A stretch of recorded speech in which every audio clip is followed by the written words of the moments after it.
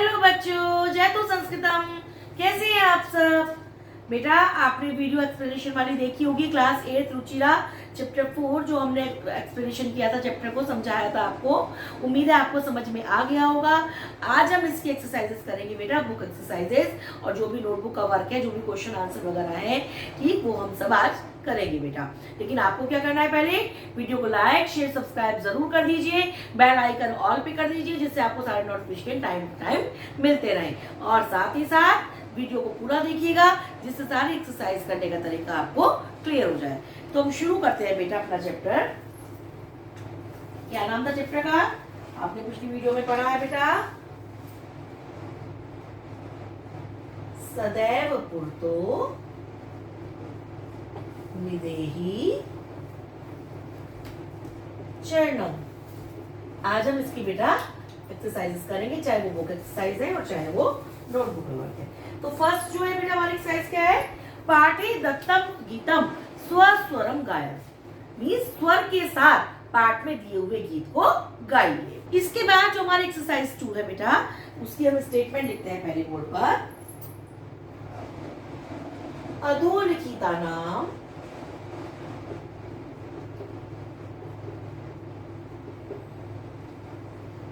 प्रश्नानाम उत्तराणी। नीचे लिखे हुए प्रश्नों के उत्तर एक पदेन लिखकर, एक पद से लिखे। Means one word question answer है बेटा, ये हमें वन वर्ड में इसका आंसर देना है। फर्स्ट क्वेश्चन हमारा क्या है बेटा? स्वकीयम साधनम किम भवति। कि अपना साधन क्या होता है, क्या माध्यम हमारे पास होता है। तो इसका आंसर क्या होगा बेटा? बलम। बताया गया था आपको पढ़ाते हुए कि बलम हमारी शक्ति, हमारा बल ही हमारा साधन होता है, हमारा माध्यम होता है। पथि मार्ग में के कौन? विषमः असामान्य है, प्रखरा नुकीले हैं, तीखे हैं। कौन है मार्ग में ऐसे? पाषाणः, क्या है वो? पत्थर। मार्ग में असामान्य से आकार के, बेडौल से और तीखे नुकीले चुभने वाले पत्थर हैं। अब देखिए, सततम किम करणीयम। सततम इस निरंतर या लगातार, किम इस क्या, करणीयम इस करना चाहिए। क्या करना चाहिए लगातार? ध्येय स्मरणम। ध्येय मीन्स लक्ष्य, और स्मरणम मीन्स याद रखना अपने लक्ष्य का स्मरण, अपने लक्ष्य को याद रखना निरंतर हमें करना चाहिए। अपने लक्ष्य को, अपने उद्देश्य को नहीं भूलना चाहिए। हमारा नेक्स्ट क्वेश्चन है, एतस्य गीतस्य रचिता कः। इस गीत के रचयिता कौन है? किसने लिखा है ये गीत, किसने रचित किया ये गीत? तो उनका नाम है बेटा श्रीधर भास्कर वर्णेकर। ये उनका नाम है बेटा, जिन्होंने इस गीत को लिखा है। अब देखिए लास्ट क्वेश्चन हमारा है, सह कीदृशः कवि मन्यते। मीन्स उन्हें किस प्रकार का कवि माना जाता है, किस प्रकार की कविताएं उन्होंने लिखी है बेटा। तो आपको ये कविता पढ़ के क्या लिखा, उन्होंने किस प्रकार की कविता लिखी है? क्या उन्होंने स्नेह से संबंधित, प्रेम से संबंधित कविताएं लिखी हैं, या उन्होंने बच्चों से संबंधित कविताएं लिखी हैं, भक्ति से संबंधित लिखी है, किससे संबंधित? उन्होंने लिखी है बेटा राष्ट्र से संबंधित। तो उन्हें कैसा कवि माना जाता है? राष्ट्रवादी कहा गया ना, राष्ट्र से प्रेम को, अपने राष्ट्र को आगे की ओर ही ले जाओ, तो वो राष्ट्रवादी कवि मान जाते हैं। तो फर्स्ट क्वेश्चन हमारा है, स्वकीयम साधनम किम भवति। क्या है हमारा साधन? बल, हमारी खुद की शक्ति। फिर पति के विषमः पकड़ा, तो उसका आंसर क्या है बेटा? पाषाण, पत्थर है असामान्य और नुकीले। सततम किम करणीयम, लगातार क्या करना चाहिए? अपने लक्ष्य का, अपने उद्देश्य का स्मरण करना चाहिए। फिर एतस्य गीतस्य रचयिता का, इस गीत के रचयिता कौन है? कौन है बेटा? श्रीधर भास्कर वर्णेकर इस गीत के रचयिता है। और उसके बाद वो कैसे कवि माने जाते हैं?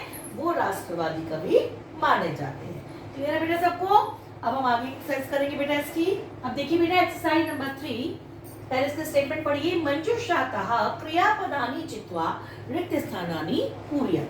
मंजुषातः, जो नीचे टेबल बनी हुई है उसमें से क्रियापदानि, क्रियापदों को चित्वा, चुनकर रिक्त स्थानानि पूर्य, रिक्त स्थानों की पूर्ति कीजिए। तो पहले मैं आपको टेबल वाले वर्ड्स का मीनिंग बता दे रही हूँ। वैसे तो हम लेसन पढ़ते हुए सब पढ़ चुके हैं, लेकिन फिर भी विधेयी, विधेयी मीन्स रखो, विधेयी, विधेयी मीन्स करो, जही मीन्स छोड़ दो, देही मीन्स दो, भज मीन्स भजो, चल मीन्स चलो, और कुरु मीन्स करो। तो इन वर्ड्स को हमें यहाँ पर फिल करना है। जैसे मैं एक एग्जांपल दिया है, त्वम पुरतः चरणम, तुम आगे कदम। तो क्या करना है? कदम रखना है। रखो की संस्कृत क्या है बेटा? निदेही। तो यहाँ पर हमने निदेही फिल कर दिया। अब इसी प्रकार त्वम विद्यालय, तुम विद्यालय, करो नहीं आएगा, ठीक। जही वहां आता है जहां किसी चीज की जो गलत होती है, तो विद्यालय जाना तो गलत नहीं होता, वो नहीं आएगा, ठीक। दो भी नहीं आएगा, तो क्या आएगा? चल, तुम विद्यालय चलो। अब इसके बाद राष्ट्रीय अनुरक्ति, राष्ट्र के प्रति स्नेह, तो क्या आएगा? करो। तो क्या आएगा? विधेयी, राष्ट्र के प्रति स्नेह करो। मह्यम जलम, मुझे जल, क्या आएगा? देही, मुझे जल दो। मूढ़, मूर्ख, डैश धनागम तृष्णा, धन के आने की तृष्णा को, लालच को, प्यास को धन के आने की क्या करो? क्योंकि ये गलत है, तो जही, छोड़ दो, केवल धन के आगमन की प्यास को छोड़ दो। उसके बाद गोविंदम, गोविंद को क्या आएगा? भज, भज गोविंदम। और लास्ट वाला सततम धीरे स्मरणम, लगातार अपने लक्ष्य का, अपने उद्देश्य का क्या आएगा? स्मरण कुरु, करो, लगातार अपने उद्देश्य का, लक्ष्य का स्मरण करो। बेटा क्लियर है सबको? अच्छे से देख लीजिएगा, समझ लीजिएगा। अब आगे की एक्सरसाइज करेंगे। अब बेटा हम करेंगे एक्सरसाइज 4, जिसके दो पार्ट है। फर्स्ट पार्ट में है उचित कथनानाम समक्षम, उचित कथन के सामने जो आपने कविता पढ़ी है उसके अकॉर्डिंग जो उचित है कथन, उसके आगे आम, आम इज हाँ, सही है, यस।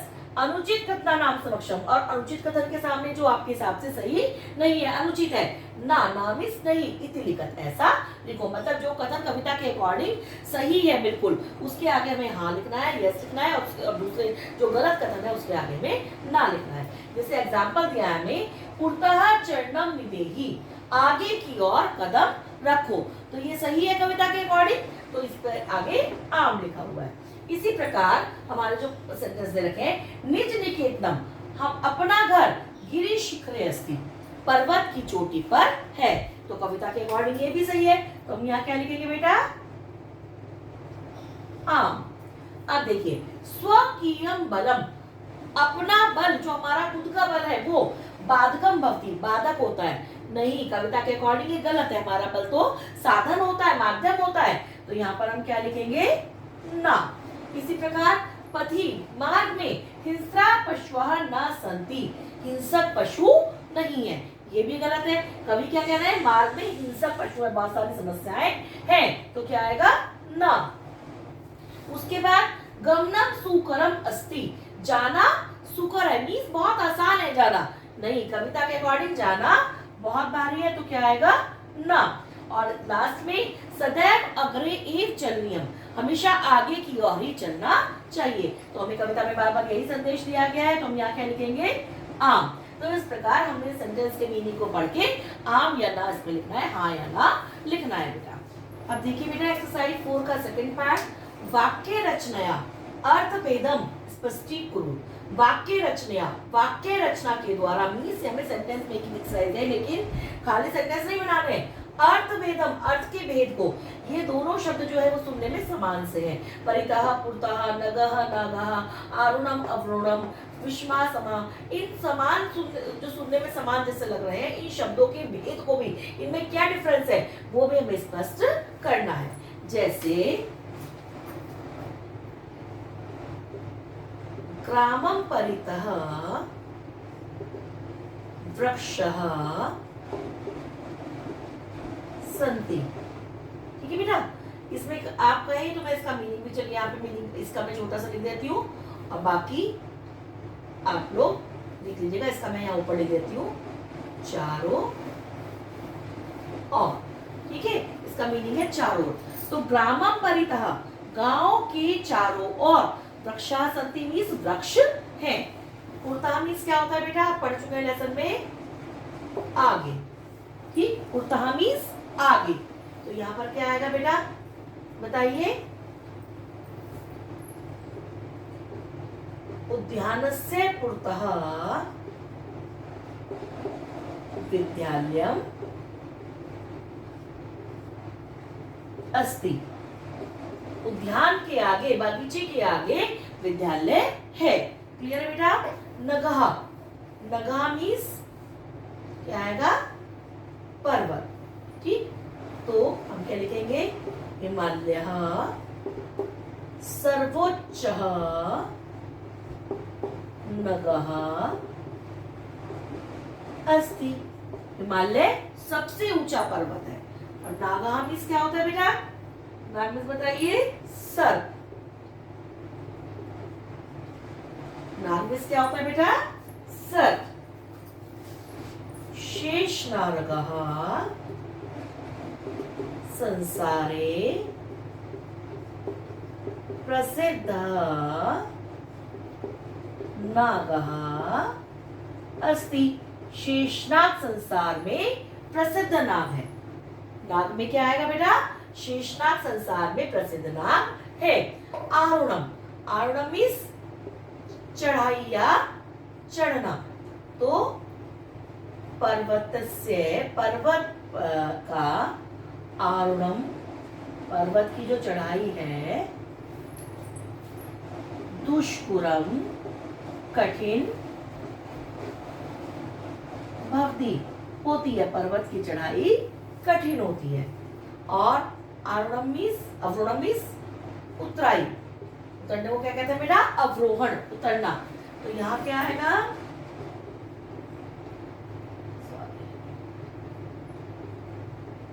पर्वतस्य अवरोहणम, पर्वत की जो उतराई है वो कैसी है, रोमांचकम भवती, रोमांचक होती है। कैसी होती है पर्वत की उतराई, रोमांच। इसमें हम सुकरम भी लिख सकते हैं कि इजी होती है, सरल होती है, बहुत आसानी से हो जाती है। उतराई आसान होती है और जो उसकी चढ़ाई है वो कठिन होती है। विषमा मीन्स असमान, विषमा मीन्स असमान। तो इसमें भी हम क्या लगा सकते हैं बेटा, मार्गे, मार्ग में विषमः असमान पाषाणः सन्ति। मार्ग में असमान जो है, असामान्य जो है पत्थर है। समा मीन्स समान, उसको हम क्या लिखेंगे, राजपुत्रः द्रपेण समा संति। राजपुत्र राजा के ही समान है। अब देखिए, परितः मीन्स चारों ओर, तो ग्राम के चारों ओर वृक्ष हैं। पुरतः मीन्स आगे, तो क्या लगेगा, उद्यानस्य पुरतः विद्यालयम् अस्ति। उद्यान के आगे क्या है, विद्यालय है। फिर नगः, नगः मीन्स पर्वत, तो हिमालय सर्वोच्चः नगः अस्ति। हिमालय सबसे ऊंचा पर्वत है।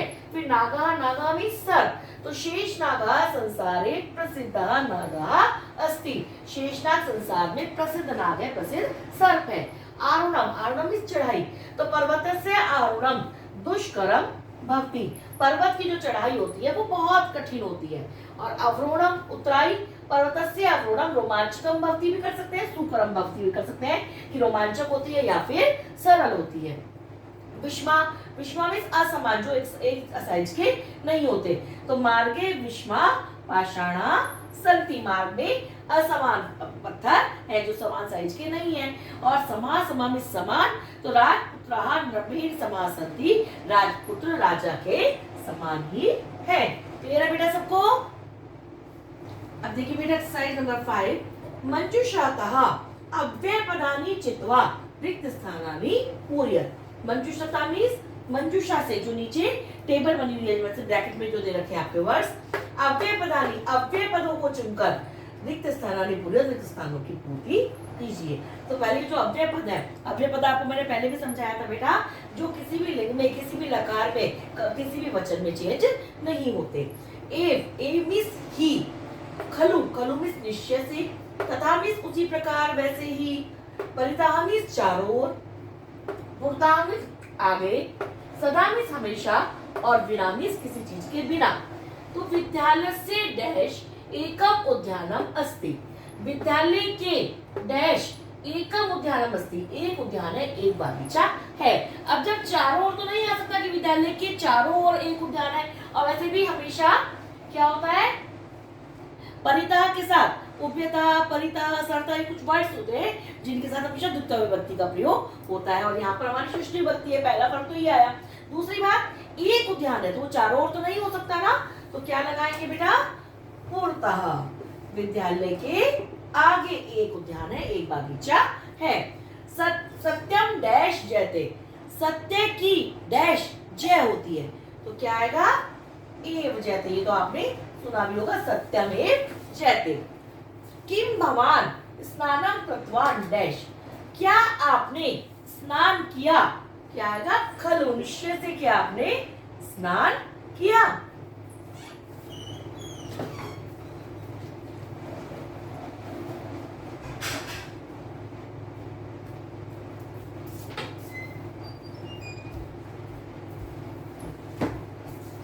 सह यथा चिंतयति डैश आचरति, सह वह, यथा मींस जैसा, चिंतयति मींस सोचता है, जिस प्रकार सोचता है, जैसा सोचता है, डैश आचरति आचरण करता है, तो क्या आएगा बेटा, तथा, यथा और तथा वैसे भी एक साथ ही चलते हैं, अलग नहीं होते अधिकतर, तो वह जैसा सोचता है वैसा ही करता है।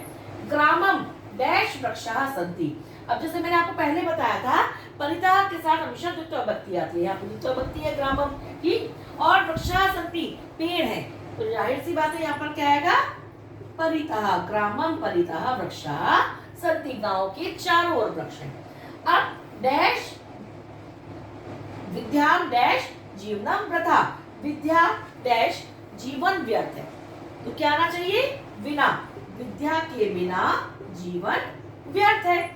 और भगवंतम भज, भगवान को भजो, तो क्या आएगा, सदा, हमेशा भगवान को भजो। तो फर्स्ट में विद्यालय से पूर्वतः एकम उद्यानम अस्ति, विद्यालय के आगे एक उद्यान है। फिर सत्यमेव जयते, सत्य की जय होती है। फिर किम भवान स्नानम कृतवान खलु, क्या निश्चित रूप से आपने स्नान कर लिया है।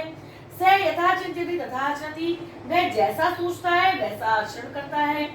ग्रामम परितः वृक्षाः सन्ति, गांव के चारों ओर वृक्ष हैं। विद्याम बिना जीवनम वृथा, विद्या के बिना जीवन व्यर्थ है। और सदा भगवंतम भज, हमेशा भगवान को भजो। अब देखिए बेटा एक्सरसाइज नंबर 6, विलोम पदानि मेलयत, विलोम पदों को मिलाना, इसमें मैं अपोजिट वर्ड्स को मैच करना है, बहुत इजी है। पूर्वतः में जैसा आपको बताया गया है आगे, तो इसका अपोजिट क्या होगा, पृष्ठतः, पीछे। पूर्वतः मींस आगे, पृष्ठतः मींस पीछे। स्वकीयम, स्वकीयम मींस अपना, तो परकीयम मींस दूसरे का। भीति, भीति मींस भय, डर, तो साहस, साहस मींस हिम्मत। अनुरक्ति, अनुरक्ति मींस स्नेह का, प्रेम का भाव। और विरक्ति, विरक्ति मींस वियोग का भाव, विरह का भाव। गमनम, गमनम मींस जाना, और आगमनम मींस आना। तो हमने इनको आपस में मैच कर दिया। पूर्वतः के साथ प्रस्थान है तो वो नंबर 1, स्वकीयम के साथ परकीयम नंबर 2, भीति के साथ साहस तो नंबर 3, अनुरक्ति के साथ विरक्ति ही तो नंबर 4, और गमनम के साथ आगमनम तो नंबर 5। बहुत इजीली है बेटा, मैचिंग बहुत इजी दे रखी है आपकी, बहुत इजीली आप इसको कर सकते बेटा। अब हम करेंगे एक्सरसाइज नंबर 7 का, इसके भी 2 पार्ट है, जैसे 4th एक्सरसाइज के भी हमारे पास 2 पार्ट थे। तो पहले हम फर्स्ट पार्ट करेंगे, लट लकार पदेभ्यः लोट विधिलिंग लकार पदानाम निर्माणम कुरु। मींस लट लकार के पदों से लोट और विधिलिंग लकार के पदों का निर्माण हमें करना है। लोट दोनों पदों के निर्माण कीजिए।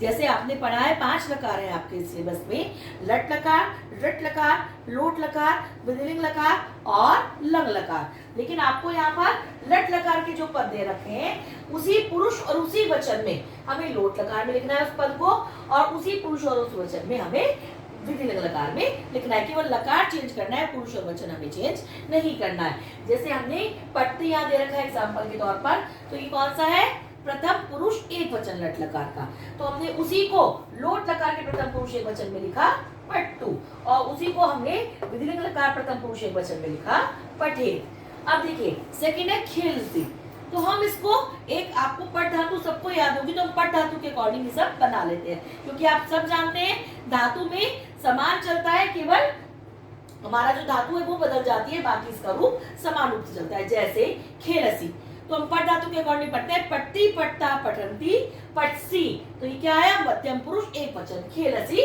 मध्यम पुरुष एक वचन। तो लोट लकार में हम देखेंगे मध्यम पुरुष एक वचन क्या होता है, पट्टू पट्टाम पठंतु पठ, क्या आएगा यहाँ पर, खेल। इसी प्रकार विधिलिंग लकार में पठेत पठिताम पठेयु पठेहे, तो यहाँ क्या हो जाएगा बेटा, खेल है। बस हमें धातु वर्ग चेंज करनी है, बाकी हमारा रूप समान रहता है। जैसे वहां पर पठ आया तो हमने खेल लिख दिया, यहाँ पर क्या आया, पठे तो हमने खेले लिख दिया। अब है खादंती, वही हम इसमें भी पट धातु को आधार बना लेंगे, पट्टी पट्टा पठंती, यानी कि प्रथम पुरुष बहुवचन आया है यहाँ पर। तो अब लोट लकार का प्रथम पुरुष बहुवचन पढ़ेंगे, पट्टू पट्टा पठंतु, तो क्या आ जाएगा, खादंतु। इसी प्रकार विधिलिंग लकार में पठेत पठेताम पठेयु, तो क्या आ जाएगा बेटा, खादे यू।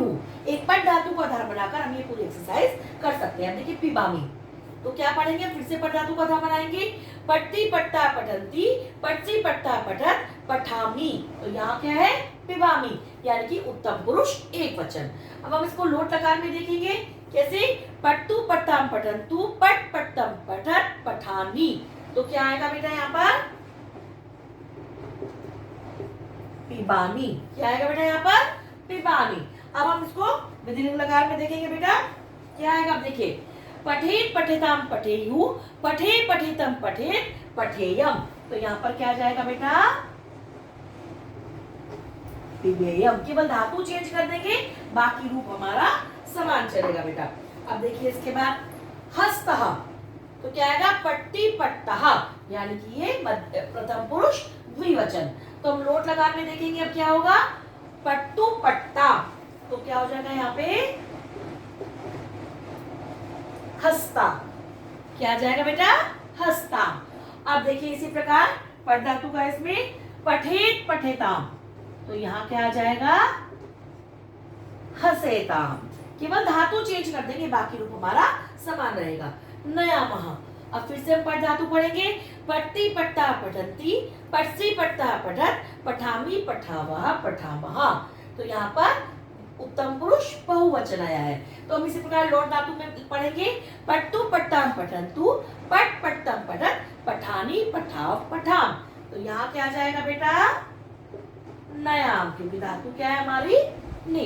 अब इसके बाद विधिलिंग लकार में पठेत पठेताम पठेयु पठे पठेतम पठेत पठेयम पठेव पठेम, तो यहाँ पर क्या आ जाएगा बेटा, नयेम। तो देखा आपने, हमने कितनी इजीली ये पूरी एक्सरसाइज केवल एक पट धातु को आधार बनाकर हमने कर ली। बेटा बहुत जो कम धातुएं होती हैं जो पट धातु के अकॉर्डिंग नहीं चलती, मोस्टली धातुएं हमारी जो आपके सिलेबस की धातुएं हैं वो अधिकतर पट धातु के अकॉर्डिंग चलती है।